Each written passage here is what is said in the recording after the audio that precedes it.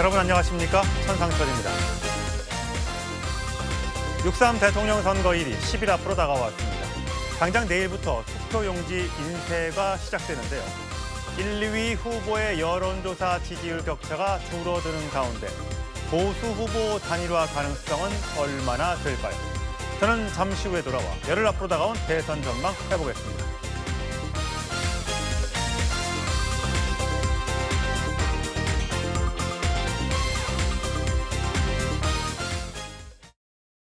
네, 토요일 뉴스탑10과 함께 해주실 뉴스고수 네 분 소개합니다.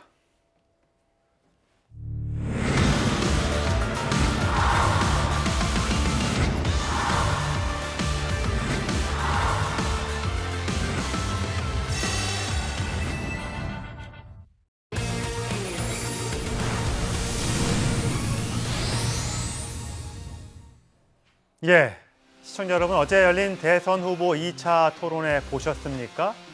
좋게 말하면 굉장히 뜨거웠고, 나쁘게 말하면 정책 검증, 정책 논의는 없었고 너무 인신공격만 난무했다, 이런 이야기가 나오고 있습니다. 자, 시청자 가운데서는 너무 힐난하는 얘기들이 많아서 TV를 끄고 싶었다라는 시청자들의 반응도 있었고요.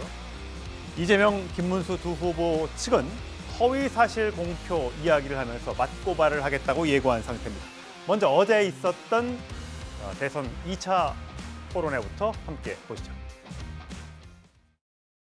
형님을 정신병원에 강제 입원시키려고 하다가 그것 때문에 형수님하고 욕을 하고 다투고 이렇게 된 거 아닙니까? 가정도 제대로 못하는데 어떻게 나라를 통합시킬 수 있겠습니까? 우리 어머니에게 우리 형님이 그 폭언을 내서 그런 말을 할 수 있냐라고 제가 따진 게 이제 문제가 됐는데, 그 점은 수양의 부족으로 제가 사과 말씀을 다시 드립니다. 이건 우리 집안 내의 내밀한 사적 문제인데, 굳이 따지자면 본인은 갑질을 하지 않습니까? 소방관한테 전화해서 나 김문수인데 뭐 어쩌라는 거예요? 예, 이뿐만이 아닙니다. 하나 더 들어보시죠.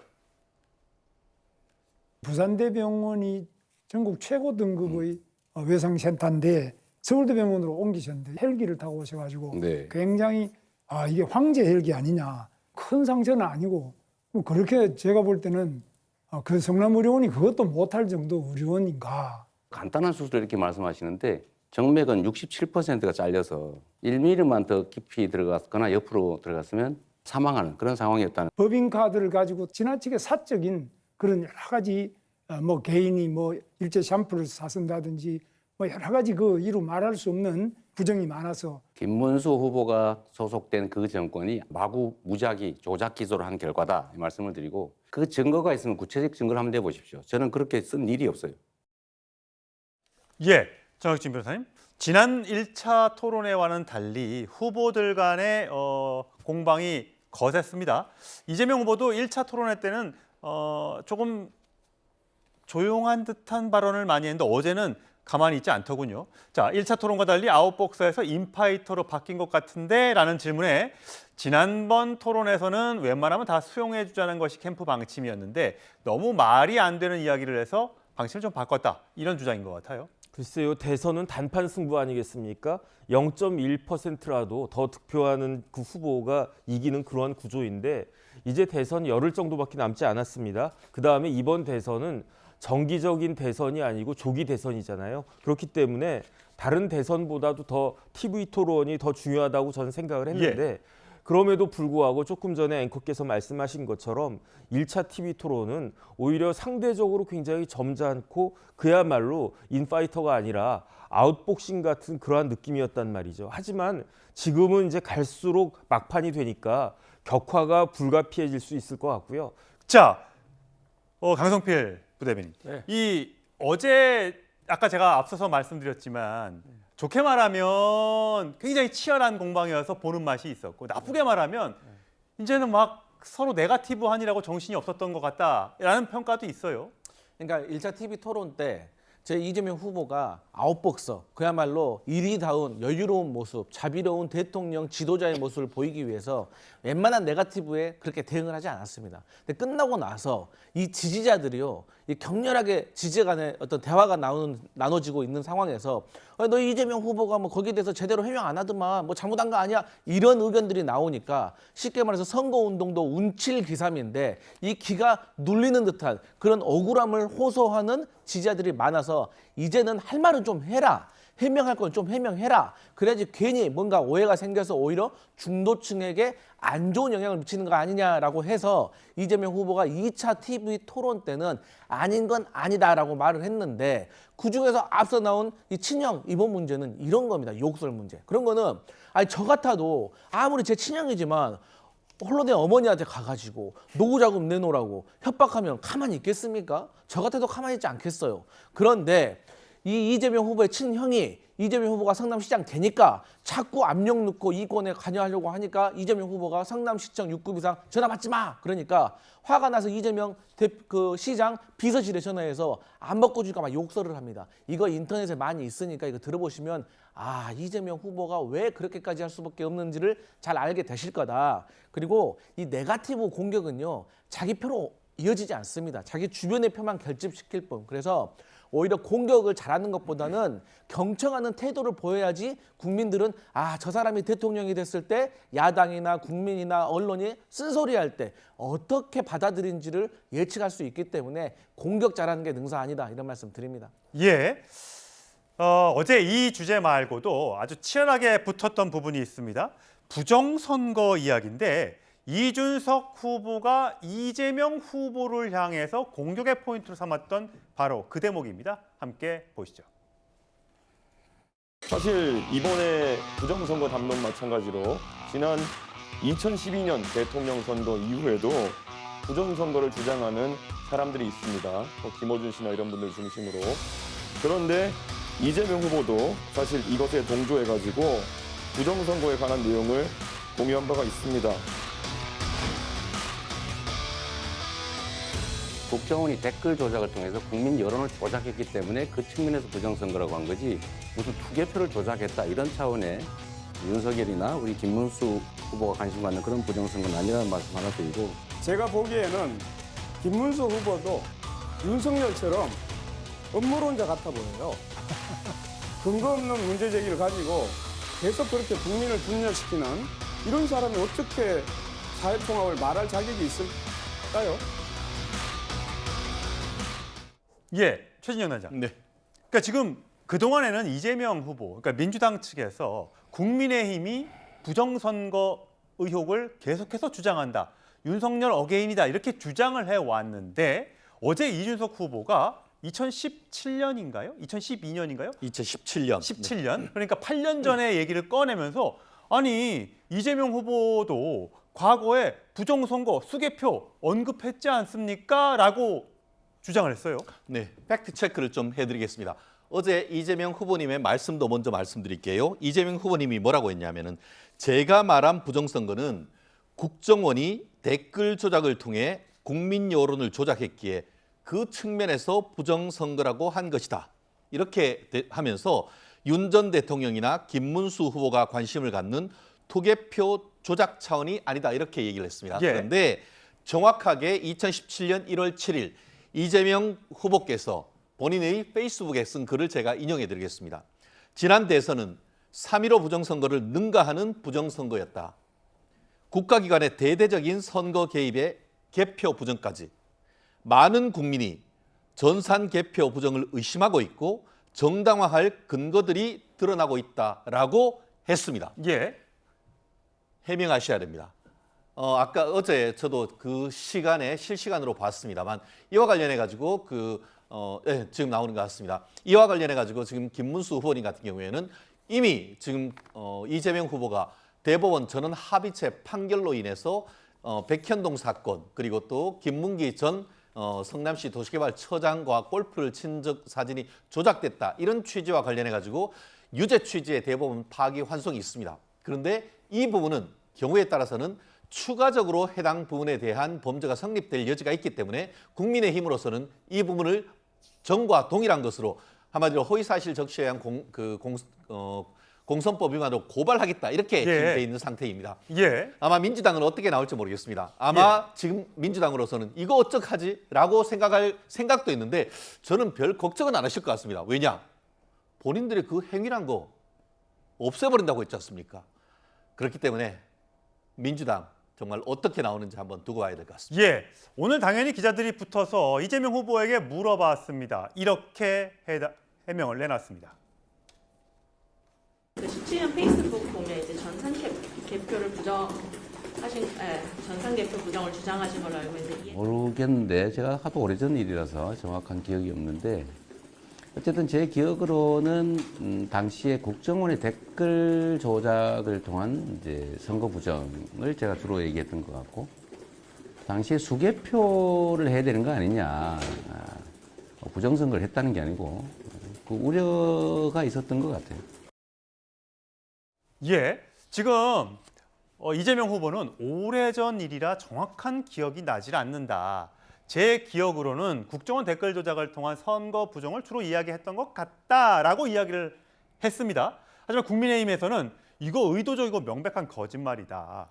그리고 이준석 후보도 이거는 실수가 아니라 능동적으로 지어낸 거짓말을 했다. 이 국민들이 어떻게 판단하겠느냐 이렇게 주장하고 있습니다. 자, 장윤미 네. 부대변인 어떻게 보세요? 저는 일종의 물귀신 작전이라는 생각이 드는데요. 이 부분을 사실상 점화한 게 이준석 후보입니다.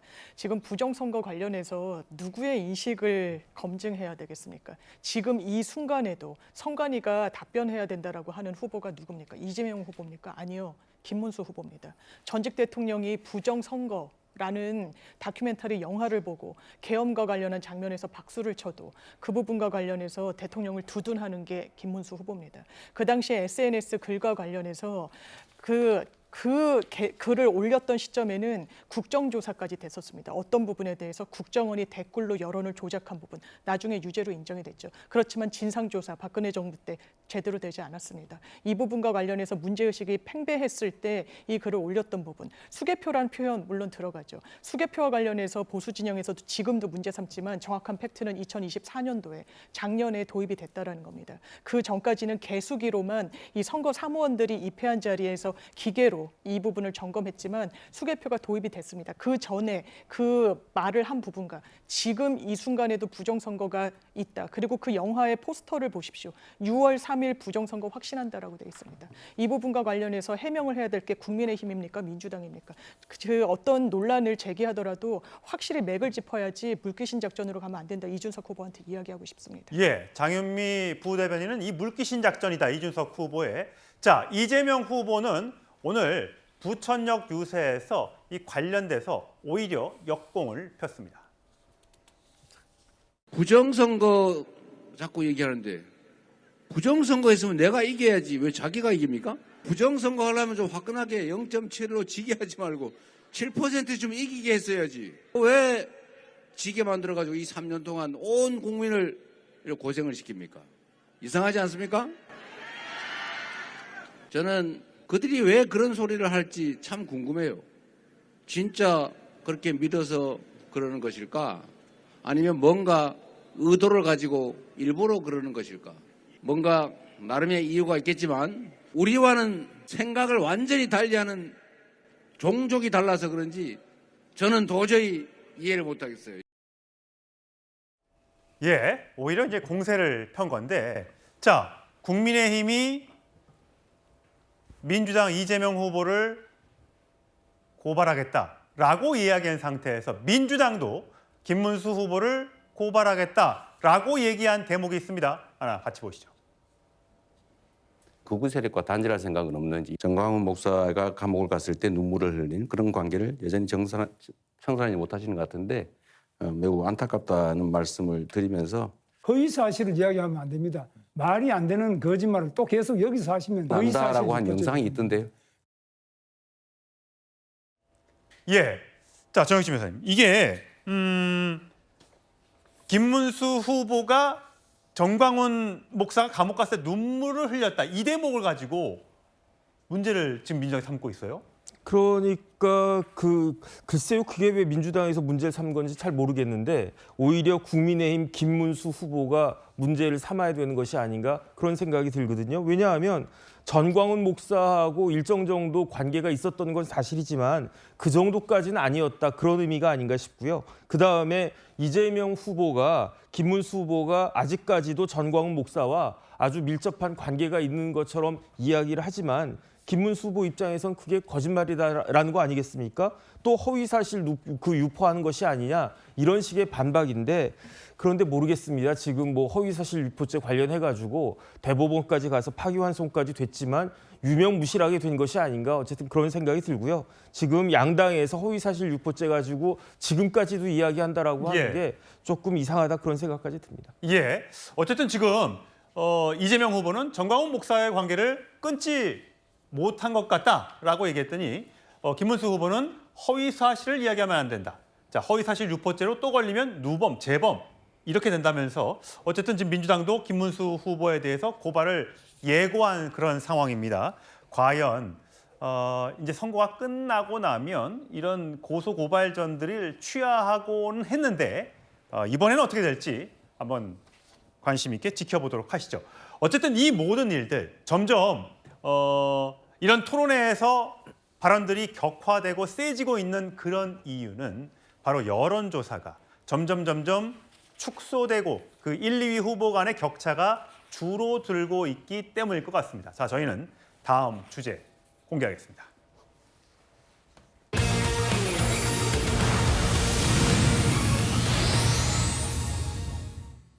예, 내일부터 투표용지가 인쇄가 시작됩니다.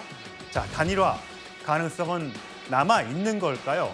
아니면 이준석 후보의 이야기처럼 가능성이 없는 걸까요? 자, 이준석 후보는 오히려 자꾸만 단일화 얘기하는 거는 이재명 후보의 집권을 돕는 이야기밖에 안 된다라고 완전히 선을 긋고 있습니다만 국민의힘 쪽이나 또는 민주당 쪽에서도 양자 대결로 결국은 선거가 치러지게 될 것이다. 결국 단일화가 될 것이다. 이렇게 보고 있는데 그 이유가 뭔지 저희가 그래픽을 보면서 하나 둘 설명해 보도록 하겠습니다. 예, 대선 후보 지지자 에너지경제신문 의뢰로 리얼미터가 조사해서 오늘 발표한 겁니다. 5월 22일과 23일 무선 ARS 100% 여론조사인데, 자, 이재명 46.6, 김문수 37.6, 이준석 10.4, 1, 2 후보 간의 격차는 10%포인트입니다. 자, 서울만 놓고 보면 김문수 후보가 47.2, 이재명 후보가 33.4, 이준석 13.6 이런 결과가 나왔어요. 자, 강성필 부대변인, 네. 이 숫자 어떻게 보세요? 이제 선거라는 것, 특히 대선은 항상 51대 49의 박빙이었습니다. 근데 어느 대선이나 승부처가 있었거든요. 근데 아직 승부처가 저는 오지 않았다고 생각을 하고, 그 승부처가 되는 것이 아마도 김문수 후보와 이준석 후보가 단일화를 하는 것이냐, 그리고 단일화를 한 다음에 정말 이게 1+1이 2가 되느냐의 싸움이라고 생각을 합니다. 사실 본선거에 들어가서 이재명 후보가 TK, PK를 돌아다니면서 구애를 하니까 사실 국민의힘의 후보 교체 파동에 실망한 지지자들이 이재명 후보에게 약간의 지지를 주고 김문수 후보에게 지지를 주지 않았습니다. 그럼에도 불구하고 이준석 후보에게도 지지를 주지 않았습니다. 그렇기 때문에 이재명 후보가 앞서갔지만 선거가 이제 막바지에 이제 오기 때문에 결국에는 결집을 하고 있는 것으로 저희는 분석을 하고 있고, 이것이 박빙으로 갈 것이다. 그런데 이 단일화를 했을 때 통상 1+1이 2가 돼야 되는데 학계에서는 보통 1.5도 성공한 것이다라고 생각을 해요.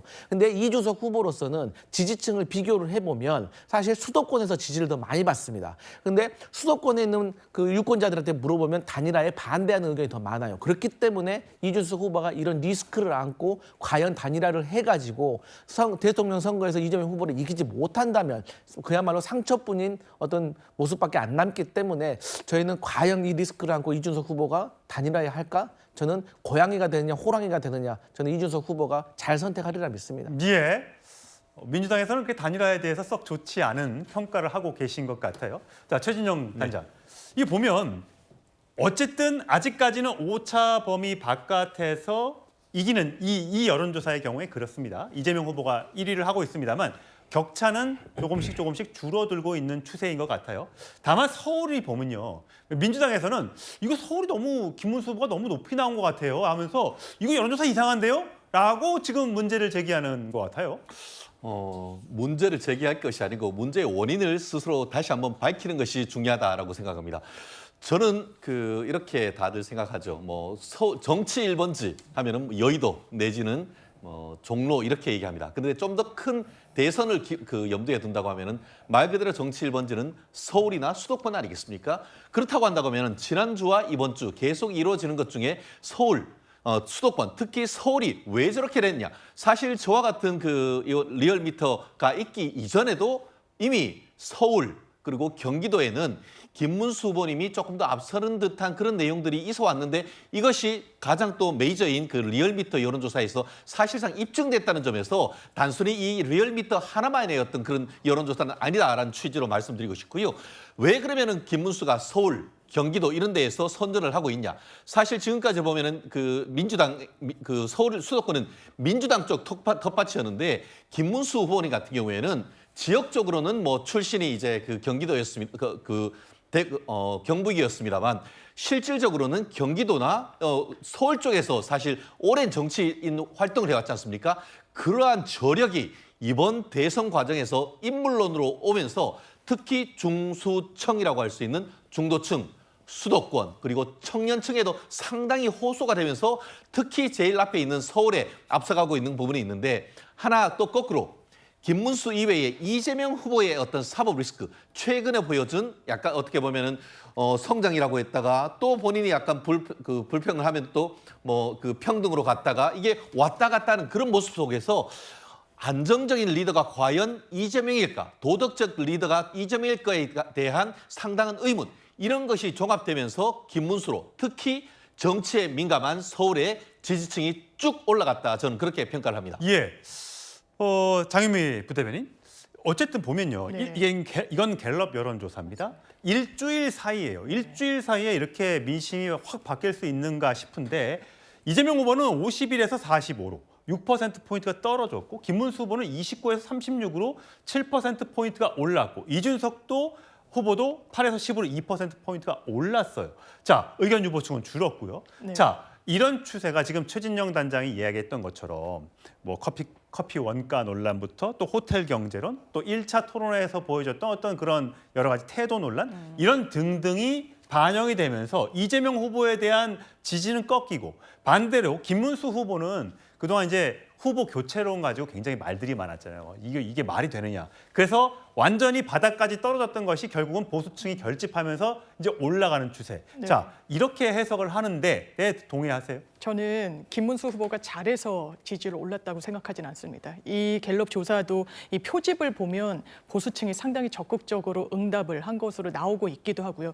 다만 지지율이 상승세인 거는 부인할 수 없습니다. 국민의힘 분들이 계속 이야기했던 샤이 김문수, 샤이 보수 그 실체가 드러나는 거죠. 왜냐하면 대선에서는 시간이 지날수록 양쪽에 있는 지지층들이 초결집합니다.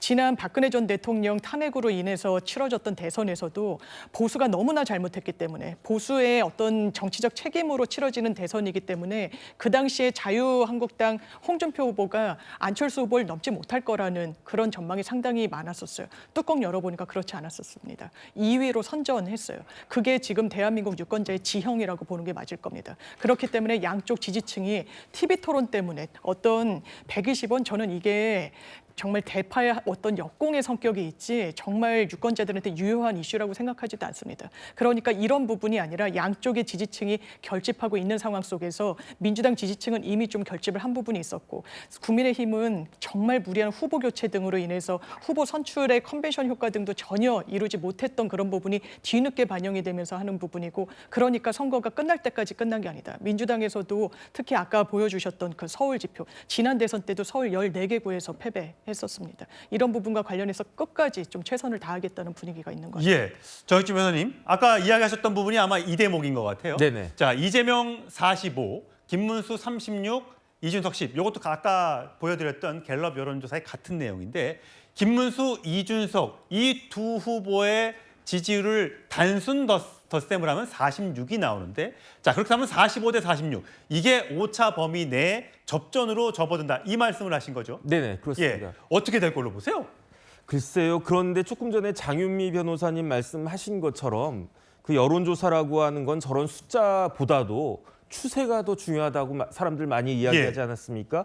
이재명 후보는 좀 기세가 꺾인 것 같고요. 그다음에 김문수 후보, 이준석 후보는 계속 그 지지율이 올라가는 이러한 추세이다. 이건 굉장히 중요한 것 같다는 그런 생각이 들고요. 그런데 왜 이런 일이 벌어졌는가? 이런저런 이야기도 있지만 제가 봤을 때 이번 주에 굉장히 뜨거웠던 이야기가 뭐였습니까? 결국은 커피 120원하고 그다음에 호텔 경제학, 노쇼 경제학 이런 부분들이 많은 유권자들한테 상당한 그 의미 있는 그러한 그 인식의 전환을 가져온 것이 아닌가 저는 그런 생각이 들고 그렇기 때문에 어제 TV 토론에서 이재명 후보가 조금 여유가 없는 모습을 보여준 원인 중에 하나가 그런 것들이 있는 것이 아닌가 싶은데 그럼에도 불구하고 저 여론조사 그래프를 갖다가 보면은 그 3자간으로 갔을 때는 그래도 이재명 후보가 여유 그 오차 범위 밖에서 이기고 있는 거고요. 이제 남은 10일 동안에 남은 열흘 동안에 과연 그 골든 크로스가 이루어질 수가 있겠는가? 제가 봤을 때는요. 쉽지 않아 보이거든요. 그렇기 때문에 과연 다음 주에 그것도 조만간 그 김문석, 이준석 후보의 단일화가 혹시 이루어진다라고 하면 그게 모멘텀이 돼가지고 의외의 결과가 골든 크로스가 이루어질 수도 있는 것이 아닌가 저는 계속 그런 생각이 듭니다. 예, 잠깐만 김문석 하니까 자꾸 헷갈리는데 제 옛날에 김덕수 얘기 나왔었는데 이번에는 이제 김문석 이 얘기까지 나오고 있습니다. 과연 투표용지가 인쇄가 되는 것이 내일이기 때문에 이준석 후보가 어떤 결정을 내릴지 본인은 끝까지 내 이름은 투표용지에 남아 있을 것이라고 주장을 해왔었죠. 자, 또 다른 여론조사 하나 더 살펴보겠습니다. 자, 강성필 부대변인, 이거는 KBS 한국리서치 여론조사예요. 이거는 보니까 3,000명의 샘플을 가지고 조사를 했더군요. 여기에서는 여전히 이재명 후보가 49, 김문수 34, 이준석 8. 이재명 후보가 오차 범위 바깥에서 앞서 있는 여론조사 결과도 있습니다. 네. 근데 이제 제가 앞서도 말씀드렸지만 지금은 현재 뭐 49내, 34내, 8이내 합쳐서 뭐 이재명 후보와 오차 범위 내에 바뀌냐 아니냐 이게 중요한 것보다는 전체적인 추세가 중요한데 어쨌든 보수 결집으로 인해서 김문수 후보의 상승세가 있고 또 이재명 후보가 어쨌든 완전히 50% 이상까지 팽창을 했다가 다시 내려오는 것이 있습니다. 이것은 다시 말씀드리지만 TK나 PK의 전통적인 국민의힘 지지자들이 결집을 하고 있다는 걸 보여주고 있기 때문에 결국에는 누가 호재를 만들어내느냐 그리고 누가 실수를 덜 하느냐인데 저희 민주당으로서는 사실 최근에 격차가 많이 났기 때문에 저희 지지자들 그리고 캠프 내부에도 조금 분위기가 느슨해졌던 면이 분명히 있었습니다. 그렇기 때문에 저희가 이제 선거 운동을 할 때 야 춤도 치지 마. 뭐 득표율, 최고 득표율, 최다 격차 이런 이야기 하지 마. 우리 무조건 간절하게 간다라는 기조로 확 돌아섰거든요. 그래서 이러한 것들이 다시 힘을 받을 것으로 보고 또 이 진보의 지지자들 이제 전화 잘 받아야 된다. 우리 너무 느슨했다라고 또 경고음이 울리고 있고 또 추가적으로는 어쨌든 간에 윤석열 전 대통령의 행보와 발언이 또 이어질 것이고 최근에는 특정 종교가 검진보살을 통해서 김건희 여사에게 6천만 원짜리 목걸이를 줬느니 또 샤넬 백을 줬는데 이것을 2번이나 백화점에 가서 교환한 사람이 김건희 여사의 여비사다. 그런데 받은 적이 없다고 했다. 이건 거짓말로 사람들이 또 느끼고 있기 때문에 이런 추가적인 안 좋은 뉴스들이 전해지면은 저희가 다시 회복세를 만들어내고 김문수 후보의 상승세도 좀 멈춰질 것이다. 기대합니다. 자, 이제 선거가 10일밖에 남지 않았습니다. 사전투표는 더 얼마 안 남았죠. 과연 그 사이에 또 무슨 일이 벌어지게 될까요? 자, 이재명 후보 어제 TV 토론에서 굉장히 여러 가지 이야기를 했죠. 강렬한 얘기도 했고요. 또 공격을 많이 받았고요. 자, 오늘은 유세장에서 이런 언급을 했더군요. 들어보시죠.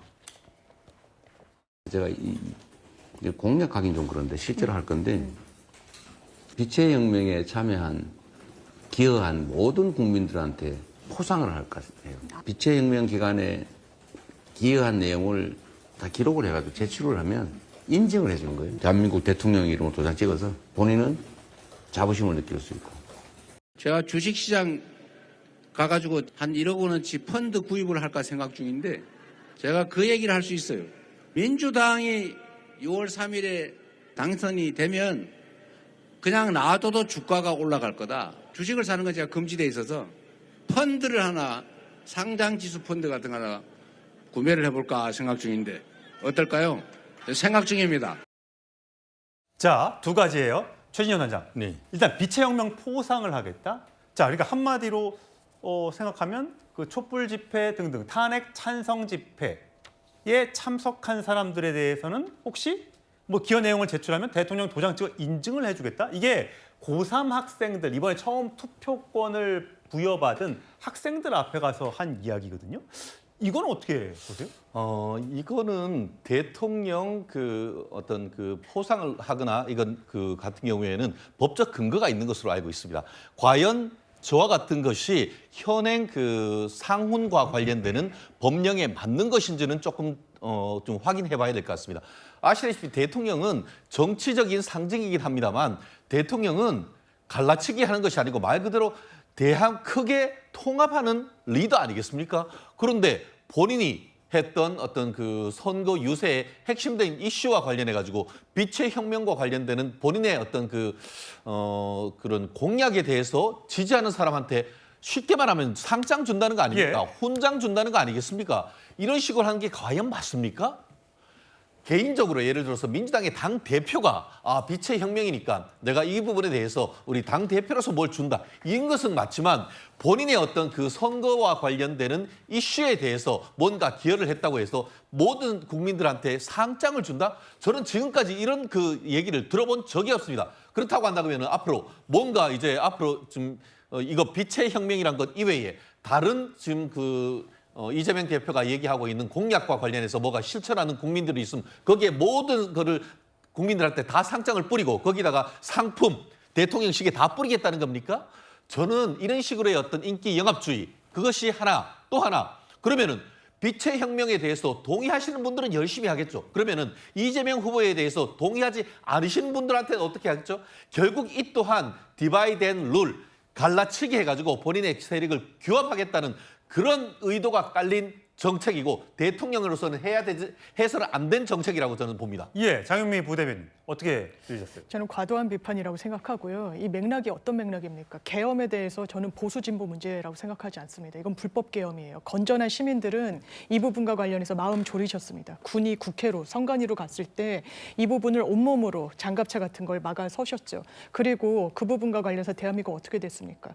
정말 마음 졸였죠. 윤석열 전 대통령 체포영장에 응하지 않았습니다. 시민들이 밤새워서 눈을 맞으면서 비를 맞으면서 차가운 아스팔트 위에서 간절히 기도하는 마음으로 체포되기를, 대한민국이 다시 회복되기를, 대한민국의 민주주의가 다시 재건립되기를 바랬습니다. 이 부분과 관련해서 상훈하겠다는 게 아닙니다. 포상하겠다고 합니까? 지금 훈장 주겠다고 하나요? 어린 학생들한테 민주주의에 대해서 이야기를 하는 겁니다. 이게 이재명 대표의 찬반을 묻는 겁니까? 아니요. 대한민국의 민주주의에 동의하는지를 묻는 겁니다. 거기에 대해서 대통령이 된다면 어느 정도의 뭔가 자부심을 느낄 만한 인증 같은 걸 내가 해주고 싶다라는 게 이렇게 비판받을 일입니까? 동의하기 어렵습니다. 예, 그런가 하면 1억 펀드를 구입하겠답니다. 민주당이 집권하면 그냥 놔둬도 주가가 올라갈 거다. 보통 이제 공약으로 내가 집권하게 되면 주식시장 주가 지수를 5천까지 만들겠다, 3천까지 만들겠다, 이런 등등의 공약은 많았는데 그냥 놔둬도 주가가 올라간다. 그래서 내가 펀드도 내가 1억 원을 사겠다라고 이야기했습니다. 정 변호사님 혹시 주식 투자하세요? 저는 화면이 자꾸 떨어져가지고요. 네. 가능한 한 지양하려고 하고 있습니다. 예, 네네. 어떻게 들으셨어요?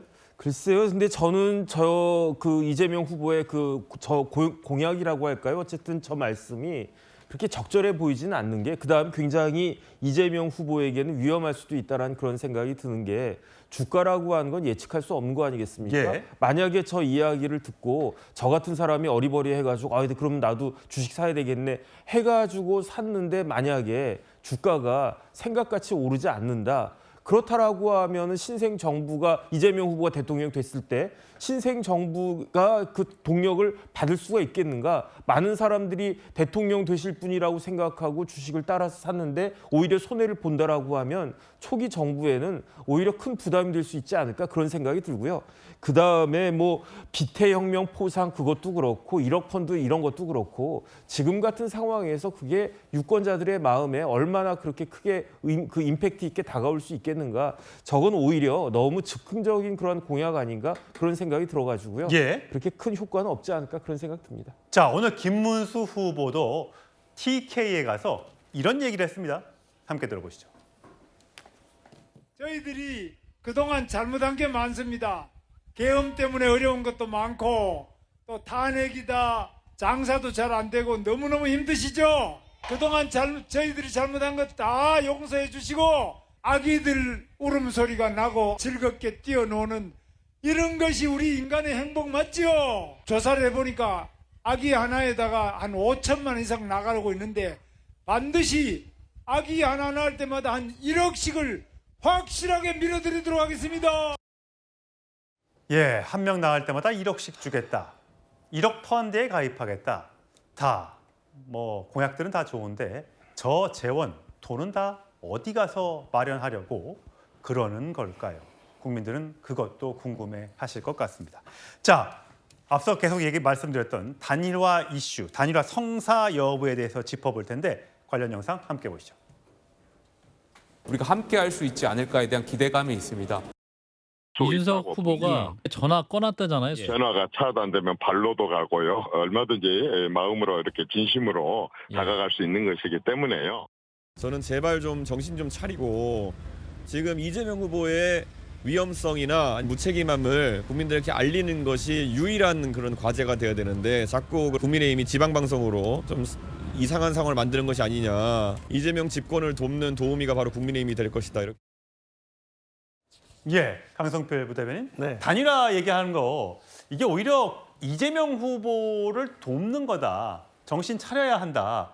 정치 공학적인 단일화는 분위기만 흐린다라고 이야기를 하고 있습니다. 사실 이 발언, 그러니까 그동안 계속 이준석 후보가 줄기차게 이야기했던 것은 단일화 안 한다였어요. 그럼에도 불구하고 호사가들, 또 국민의힘 등등에서는 저게 완전히 닫은 건 아니고 우리가 어떻게 하느냐에 따라 마음이 바뀔 수도 있어라고 이야기하고 있어요.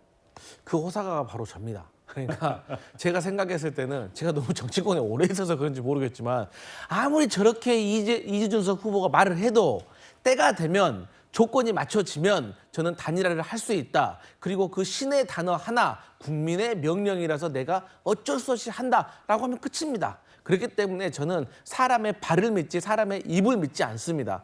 그런데 결국에는 이준석 후보도 지금은 결정을 못 내렸을 거예요. 앞으로 어떻게 지지율 변화가 있는지 예를 들어서 지금 이준석 후보는 10%로 일단 선거비 한 50% 정도는 지원받을 수 있을 것 같아요. 근데 15%가 넘는다고 하면 보존도 받고 대선 이후에 보수 정치의 개편이 있을 때 본인이 주도권을 잡을 수가 있는데 15%가 안 되거나 혹시 또 막상 까보니까 10%가 안 될 수도 있다는 나중에 본인들만의 정확한 좀 여론조사를 해보면 그런 결과가 나오면 충분히 단일화할 수가 있다. 그런데 문제는 뭐냐면요. 지금 국민의힘에서 친윤이라고 언론에 보도되고 있는 분들이 대선 이후에 당권을 가져가야 되는데 한동훈 전 대표한테 이 당권을 넘길 수가 없다. 그러니 이준석 후보를 끌어들여서 본인들의 대리인으로 내세우면 한동훈의 대항마가 될 수 있다. 왜? 한동훈 전 대표가 가장 어려워하고 까다로운 정치인이 이준석이다. 한동훈은 정치 교체를 외치는데 이준석이 더 젊잖아요. 스펙도 좋고 그리고 무엇보다 계엄에 반대했고 탄핵에 찬성했기 때문에 오히려 한동훈으로서 상당히 난감한 수가 될 수 있기 때문에 이러한 어떤 포석을 두고 친윤이라고 불리우는 국민의힘 안의 세력들이 계속해서 이 단일화를 대선 이후 당권을 염두에 둔 것이 아닌가라고 하지만 국민들이 다 알고 있다. 그래서 저는 이준석 후보가 정치를 좀 더 멀리 보고 이런 야합에 동의하지 않았으면 좋겠다. 이런 말씀 드립니다. 어쨌든 지금 김용태 비대위원장이 제안한 단일화의 두 가지 선택지. 아름다운 단일화, 공동정부를 만들자. 두 번째, 정정당당 단일화, 100% 개방형 국민 경선으로 후보를 뽑자. 이 두 가지 안을 제안을 했습니다만 현재로선 이준석 후보는 이 두 가지에 어떤 안도 찬성하지 않고 있는 그런 상태입니다. 자, 이 후보가 하지만 다른 아이디어를 얘기한 적이 있죠. 저희 방송에 나와서요. 이렇게 얘기했습니다. 중도 우파 계열 성향 분들 중 이준석 때려 단일화 말하는데 착각이다. 그 전투력으로 이재명을 때려야 한다. 근데 이재명 지지율이 30%대 40% 초반대로 떨어지면 다른 아이디어도 나오는 것. 이 다른 아이디어 요 말에 주목을 해서 혹시 이것이 단일화의 가능성을 완전히 문을 닫지는 않은 것 아니냐 이런 해석이 나오고 있는데 자 여론조사 결과 하나 더 볼게요. 단일화에 대한 생각. 김문수 후보로의 단일화였을 경우에 그러니까 이준석 후보가 아니라 김문수 후보로 단일화가 되면 48대 39. 이준석 후보로 만약 단일화가 되면 46대 29. 이런 수치가 나온다는 것이죠. 자, 이렇게 따지면 최진영 단장. 현재로서는 이렇게 양자 대결일 때 경쟁력은 김문수 후보가 높단 말이에요. 그렇게 되면 이준석 후보는 아니 내가 단일화해서 남 좋은 일만 시키는 것 아니야? 그리고 이기지도 못하는데? 라는 생각을 하게 된다는 거 아니에요. 지금 단일화했을 때에 과연 그것이 김문수 후보가 필승 카드가 될 수 있느냐. 이 부분과 관련된 것 아니겠습니까? 근데 거꾸로 한번 생각해 봅시다. 만약에 단일화를 하지 아니하였고 그 나중에 봤더니만 이준석 후보와 김문수 후보의 합의, 이재명 후보를 넘는 그런 결과가 된다라고 할 경우에는 그에 따르는 한마디로 패배에 따르는 굉장히 큰 후폭풍이 이준석 후보한테 가리라고 가는 것은 이준석 후보도 너무나 잘 알고 있을 겁니다. 마치 예전에 김대중 후보와 또 이회창 후보가 싸웠을 때 이인재 후보가 끝까지 완주해서 한 500만 표까지 가져감으로써 사실상 어부지리로 정권을 넘겨준 그런 케이스가 있지 않습니까? 그로 인해 가지고 정말 피닉스라고 하는 별명을 붙어 있는 이인재 후보조차도 아직까지 정치권에 사실 그 메이저로 나오기 어려운 그런 부분을 이준석 후보도 너무나 잘 알고 있을 겁니다. 그렇기 때문에 현 상황 속에서 옆에 있잖아요. 모름, 무응답, 없음 이 부분은 결국 끝에 가면은 말씀드린 것처럼 그 상당수 제가 봤을 때는 이준석 후보를 지지하는 측의 3분의 2 정도는 김문수 후보에게 갈 것이다. 그렇게 하면은 어차피 뭐 민주당 쪽에는 51대 49라고 생각하는데 저는 그것보다도 오히려 초박빙 49.7대 49.3 이 정도 마치 지난번 윤석열 전 대통령이 신승했던 그런 정도의 드라마틱한 역전승은 충분히 가지고 올 수 있는 가능성이 있기 때문에 아직까지 젊은 이준석 후보로서는 충분히 한번 본인에게 던져볼 수 있는 카드로 살아남은 카드다. 저는 그렇게 봅니다. 예. 어쨌든 정치는 생물이니까요. 시청자 여러분 한번 지켜보시죠. 사전투표, 투표지 인쇄 등등의 아직 많은 절차가 남아 있고요. 어떻게 될지는 현재로서는 알 수 없습니다만 조금 더 지나면 더 명확해지겠죠. 저희는 다음 주로 가겠습니다.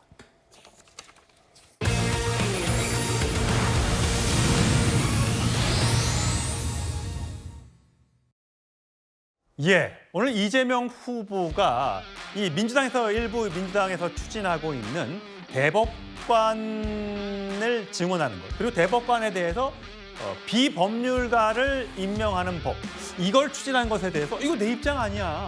일부에서 나온 얘기인데 이거 하지 마! 라고 선을 그었다는 그 얘기.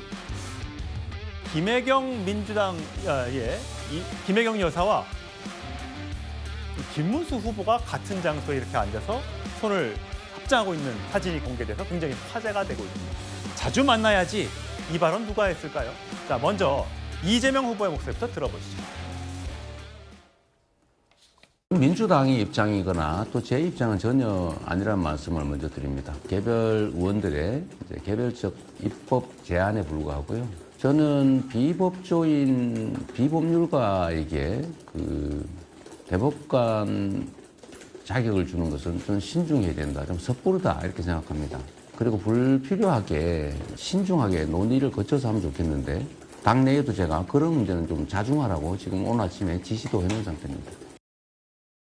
예, 비법조인에게 대법관의 자격을 주는 이 법안을 민주당에서 일부 의원이 발의를 하겠다는 거죠.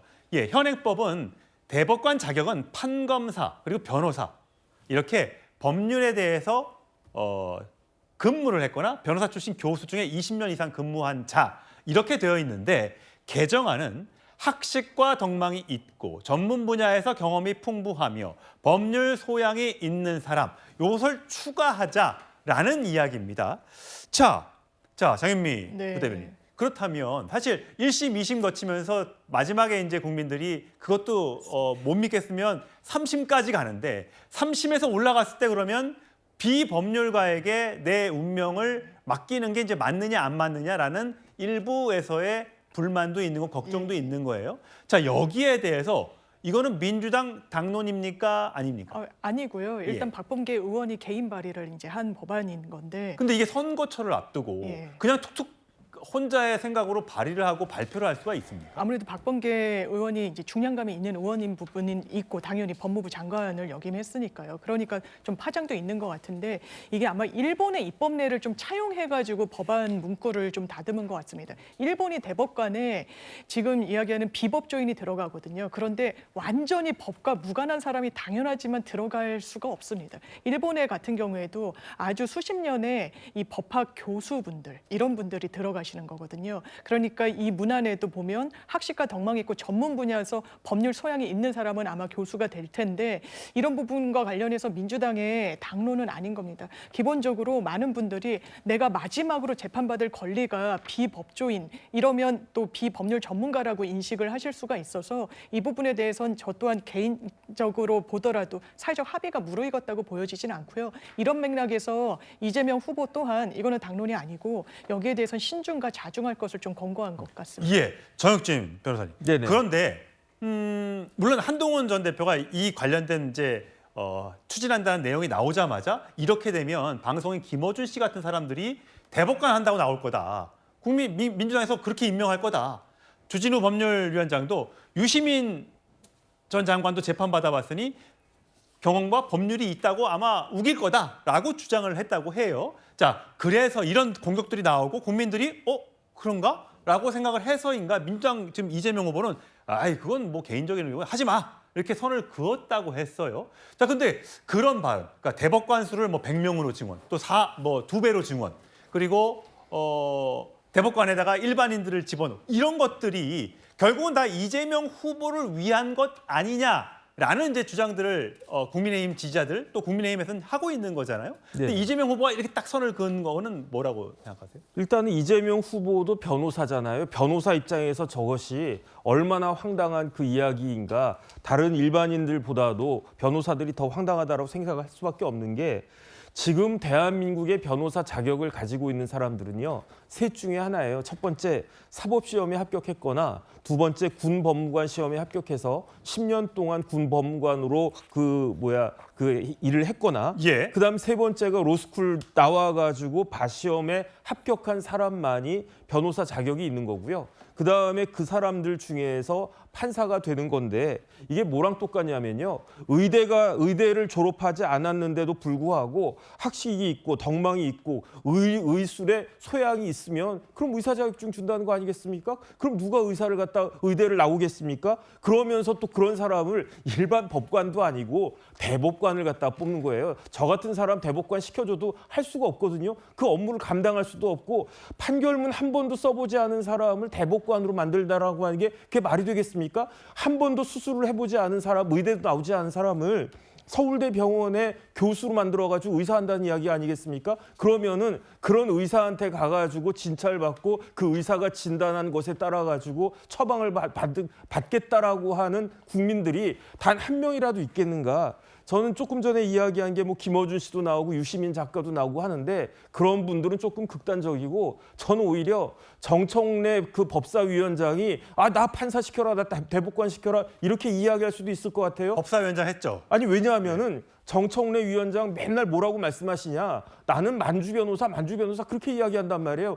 본인이 스스로 만주 변호사다라고 이야기를 하니까 나는 충분한 법률적 소양이 있고 그러니까 박범계 의원의 이야기대로라고 하면 나 같은 사람도 대법관 할 수 있다는 거 아니냐. 하지만 그렇게 대법관이 돼가지고 대법원 판결문 한 줄이라도 쓸 수 있겠습니까? 결국은 대법원 재판연구관들이 써준 걸 갖다가 그걸로 판결을 갖다 하게 될 텐데 이게 말이 되겠는가. 박범계 의원은요. 국회의원 4선 의원이기도 하지만 판사하셨던 분이잖아요. 법무부 장관도 하셨던 분이잖아요. 그런데 그런 분이 어떻게 저런 황당한 그런 주장을 갖다가 할 수 있는가. 그 이야기는 뭐냐면 민주당이 집권하면 우리 국민들이 진짜로 여태까지 경험해 보지 못한 그런 황당한 입법들이 쭈루룩 나오고 그게 전혀 걸러지지 않고 입법화돼가지고 대한민국의 제도로 자리 잡을 것이 아닌가. 여기에 대해서 많은 사람들이 걱정할 수밖에 없다. 이런 시그널을 보내주는 것이다. 저는 그런 생각 듭니다. 예. 자, 양쪽의 이야기를 들어보셨어요. 자, 오늘의 4위 소식인데요. 김문수 후보와 이재명 후보의 배우자 김혜경 여사의 투샷, 저게 공개됐습니다. 강성필 부대변인. 사실 김혜경 여사는 공개 행보를 좀 잘 안 하고 있어서 사실 저 장면도 그냥 사진으로 받아볼 줄 알았는데 김문수 후보가 저 절에 가면서 이게 동영상으로 공개가 됐어요. 자, 저 모습 굉장히 이례적입니다.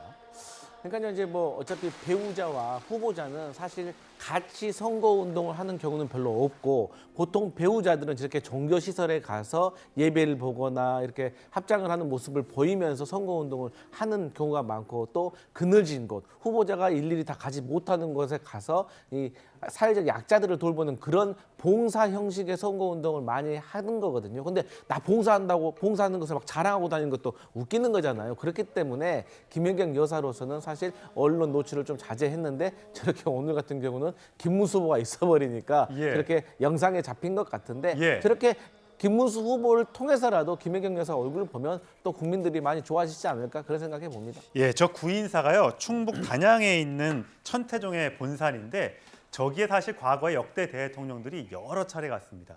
저기에 유명한 인재들이 나오고 3일 기도하면 뭐 소원을 들어준다는 뭐 그런 이야기까지 있다 보니까 정치인들이 즐겨 찾는 곳이기도 하다고 한데요. 자, 원래는 사실 김혜경 여사와 김문수 후보자의 배우자인 설란영 여사가 만나는 그림이 연출되지 않을까라고 했는데 동선이 안 겹쳤죠. 설 여사는 바로 대구의 서문시장에 가 있습니다. 화면으로 만나보시죠. 당연히 대구 경북은 우리 보수의 심장 중에서 가장 엑기스 서문시장. 52년 후 전에 말씀드렸지만 우리 대구 경북은 보수의 심장이라고 합니다. 심장이 멈추면 어떻게 되죠? 죽습니다. 심장이 팍팍 뛰는 그런 우리 대구가 더 확실하게 예, 최진영 단장. 김문수 후보의 배우자 설란영 여사는 김문수는 청년 결백을 넘어서 돈을 무서워하고 서민 행복한 서민 그 자체다. 지하철 타는 걸 좋아한다. 울보 김문수지만 국민들은 웃게 만들어줄 거다. 김문수 후보가 보수의 심장인 대구를 팔짝팔짝 뛰게 할 것이다.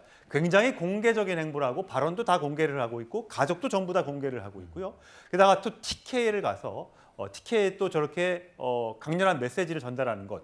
김혜경 여사와는 조금 상반된 내조를 보이고 있다. 이렇게 판단을 많이 하시던데요.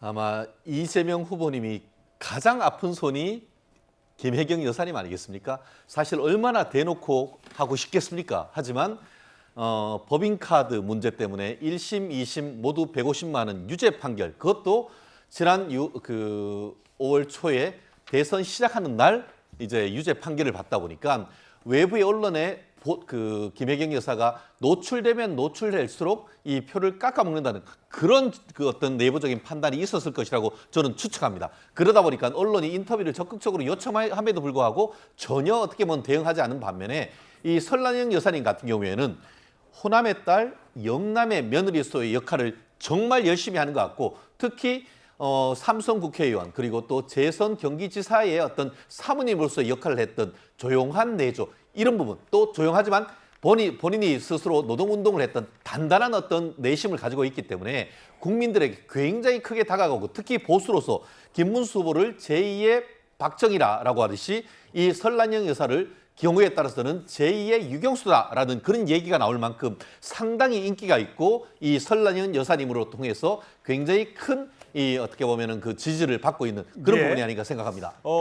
국민의힘에서 이 두 여사의 배우자 토론회를 제안했습니다만 민주당에서 거절을 했죠. 아마 두 사람의 토론회 모습은 보기가 어렵겠습니다만 앞으로 열흘 남은 대선 행보 기간 중에 대선 운동 기간 중에 두 배우자가 만나는 장소, 시간이 좀 있지 않을까. 국민들은 그것도 굉장히 관심 있게 지켜볼 것 같습니다. 저는 다음 주로 가겠습니다.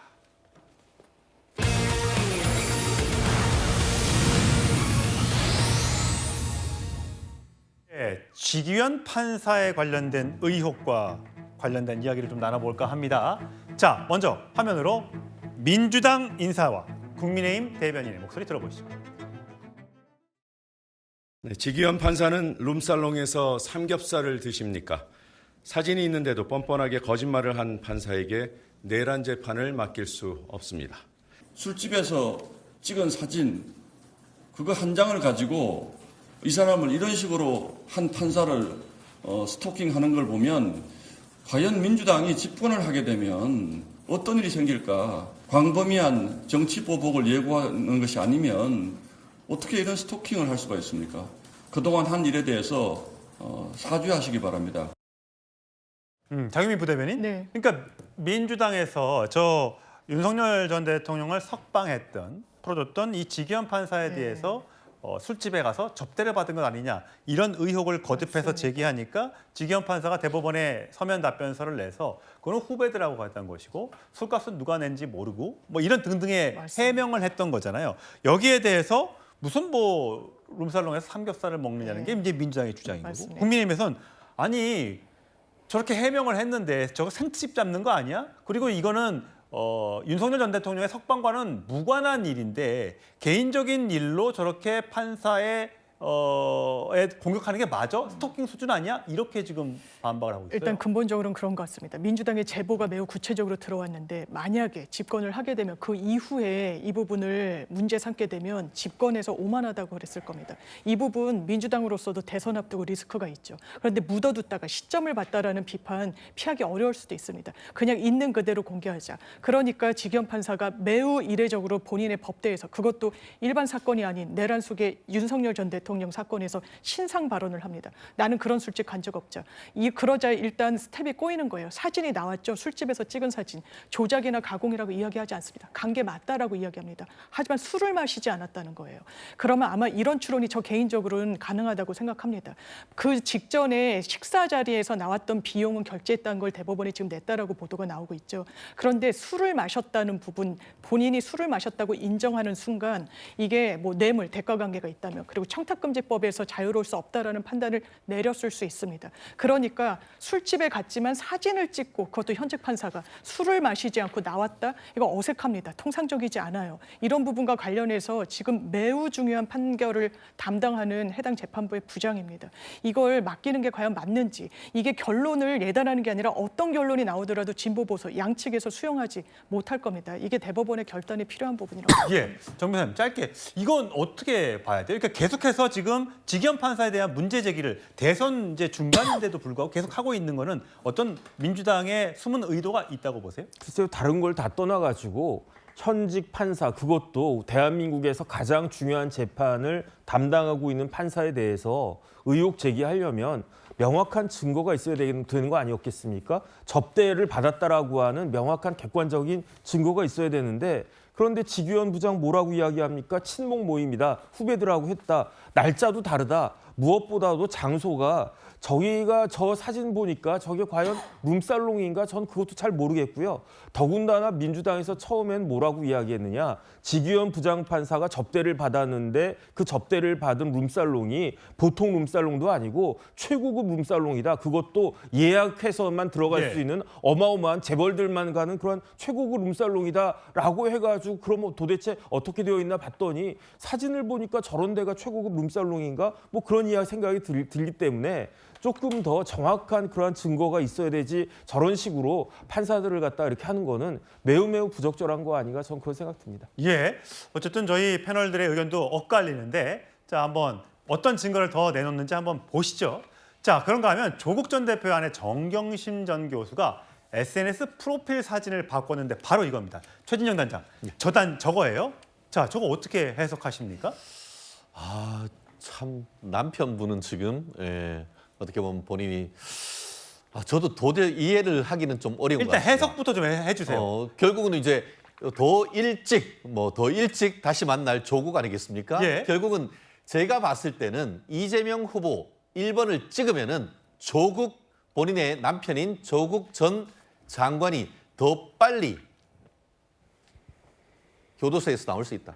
그거 아니겠습니까? 하면 된다는 뜻이에요. 예, 하면은. 그렇기 때문에 근데 또 좀 황당한 것은 밑에는 또 조국 혁신당이라고 있는데 제가 미루어 짐작하는데 잘 모르겠습니다. 그렇지만 저 포스터가 조국 혁신당의 공식 포스터인지는 제가 모르겠습니다만 그런 느낌으로 그대로 읽히는 건 사실인데 과연 이 시점에서 조국을 소환하는 것이 이재명 후보에게 당선에 도움이 될 것인지 오히려 예. 국민들의 반감을 일으킬 것인지 제가 봤을 때는 오히려 역풍이 예. 더 크지 않을까 저는 그런 느낌입니다. 강성필 부대변인. 사실 네. 박지원 민주당 의원도 그랬잖아요.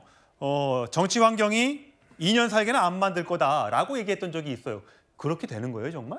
뭐 사실 이제 정치적인 환경, 특히나 이제 정치인에 대한 특별 사면은 대통령의 고유 권한이지만 보통은 이제 양당의 정치 인사들을 조금 적절히 배분을 해서 국민 통합 차원에서 이렇게 특사를 해왔습니다. 그렇기 때문에 저는 만약에 민주당 정부가 들어선다고 하면 저는 충분히 고려해 볼 수가 있다고 생각을 하고 사실 국민의힘은요 그 대통령의 특별 사면과 관련해 가지고 지적할 저는 자격이 없다고 생각을 해요. 아니, 과거에 강서구청장 그 사건이 있었잖아요. 본인이 공무상 비밀 누출 때문에 그 구청장직을 상실해가지고 재보궐이 열렸는데 또 그 사람을 공천해가지고 선거에서 대패한 거 아니겠습니까? 또 거기에 대해서 이준석 지금 후보가 뭐라고 했습니까? 강서구에 있는 3명의 당협위원장이 반대했었다. 그래서 저는 더 지켜볼 일이지만 그렇게 불가능한 것도 아니지만 민심을 잘 봐야 된다. 이런 생각입니다. 예, 역사는 반복된다고 했는데 그렇게 해서 지금 강성필 부대변인이 얘기했던 것처럼 선거에 참패한 적도 있는데 과연 그 전철을 밟을지요? 한번 지켜보도록 하시죠. 저희 다음 주로 가겠습니다.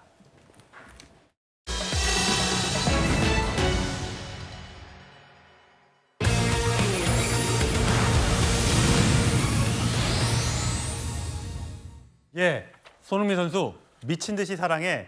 예, 자 유로파리그 우승 트로피를 거머쥔 캡틴 손흥민 선수의 이야기입니다. 오늘 버스 퍼레이드가 런던에서 열렸는데요. 관련된 영상 함께 보시죠.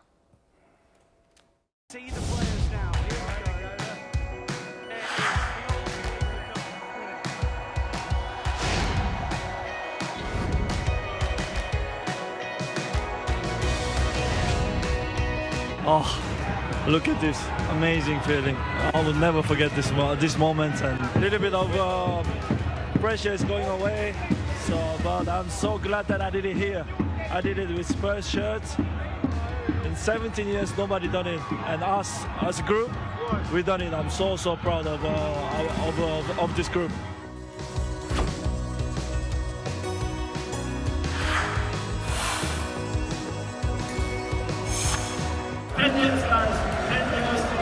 You guys have been saying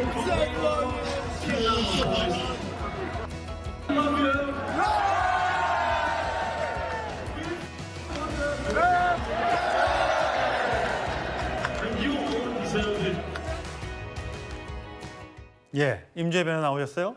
예, 손흥민 선수가 여러분들을 미친 듯이 사랑합니다.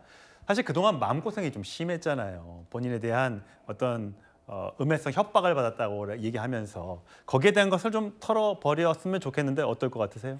그렇습니다. 손흥민 선수 요즘 참 힘든 시간 보냈을 것 같습니다. 개인적으로도 협박과 공갈 때문에 수사기관의 수사가 지금 진행 중인 그런 상황이기도 했고요. 지금 손흥민 선수가 몸담고 있는 토트넘도 이번 시즌 사실 성적이 부진하다는 평가받고 있었습니다. 하지만 이번에 유로파리그 결승컵 우리 주장 손흥민 선수가 힘껏 들어올리면서 토트넘 팀에게도 그렇고 개인적으로도 참 그 의미 남다르다는 생각이 드는데요.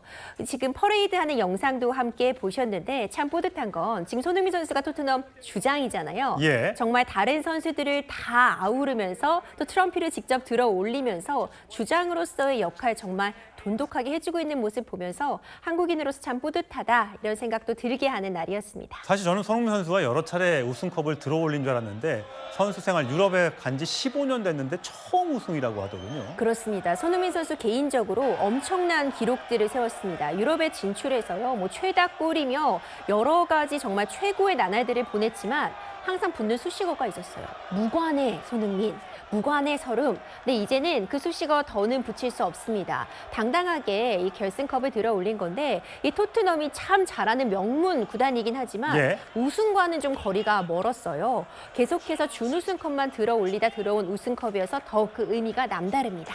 손흥민 선수 이제 스포츠 뉴스에서 우리 만나시고 사건 사고 이 소식에서는 더 이상 만나는 일이 없었으면 좋겠습니다. 마음고생 잘 좀 털어주고 축구 팬들과 많이 만났으면 좋겠습니다. 자, 그런가 하면 저희가 제목을 환승연애 이렇게 들어봤는데 이건 무슨 얘기예요?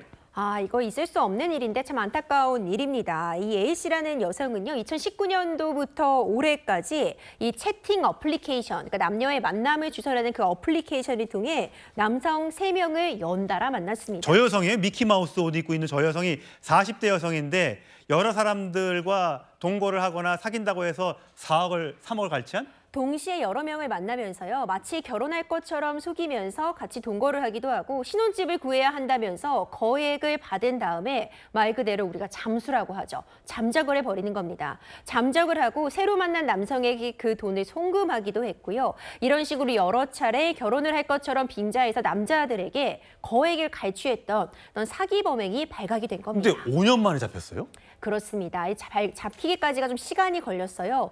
여러 곳들 지방들을 계속해서 수도권 등을 오가면서 도주 행각을 이어오다가 결국 택시 이용 내역 같은 부분들을 역추적을 거듭해서 검거가 가능했습니다. 예, 4억 뜯은 환승연애녀. 아무리 꼭꼭 숨어도 대한민국 경찰이 꼭 찾아내서 검거를 하게 됩니다. 절대 나쁜 일은 하지 않는 것이 좋겠습니다. 예, 이상으로 뉴스톱10 마치겠습니다. 이어지는 뉴스데이도 많은 시청 바랍니다. 여러분 고맙습니다.